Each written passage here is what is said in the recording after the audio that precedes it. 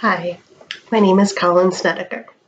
My first thought after watching Chasing Zero was that many of the suggestions and tools mentioned throughout the video have been implemented in the last 12 years since the creation of that video, and we still aren't at zero.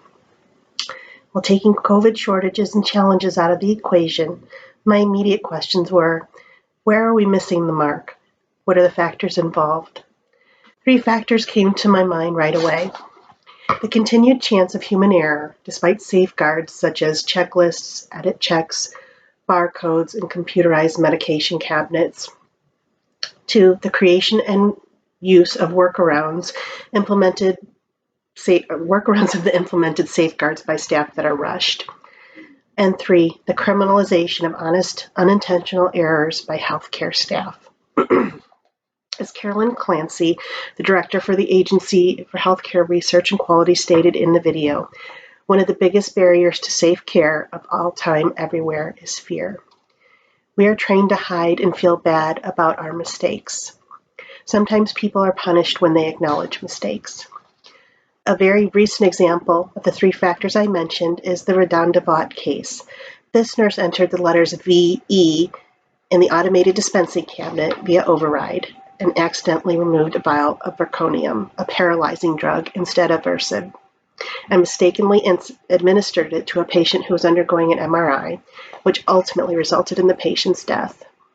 She promptly admitted her mistake and was fired by the hospital for not following the 5 rights of medication administration. She ultimately was arrested and charged with reckless homicide and gross neglect. The hospital did not stand by her. The American Nursing Association issued a statement after the verdict stating that it is inevitable that mistakes will happen and systems will fail. It is completely unrealistic to think otherwise. The criminalization of medical errors is unnerving, and this verdict sets into motion a dangerous precedent. There are more effective and just mechanisms to examine errors, establish system improvements, and take corrective action. In my own personal experience, I have made mistakes, and I've promptly reported them and asked for assistance to remedy them, as they have not been catastrophic mistakes or any that have injured a patient. However, even those mistakes made, while under the best intention, were almost always made when I was rushed or under pressure, which, as we all know, is most of the time when we're working. We would routinely have time for lessons learned in our group meeting to share our mistakes, examine the outcomes, and discuss as a group what we could have done differently.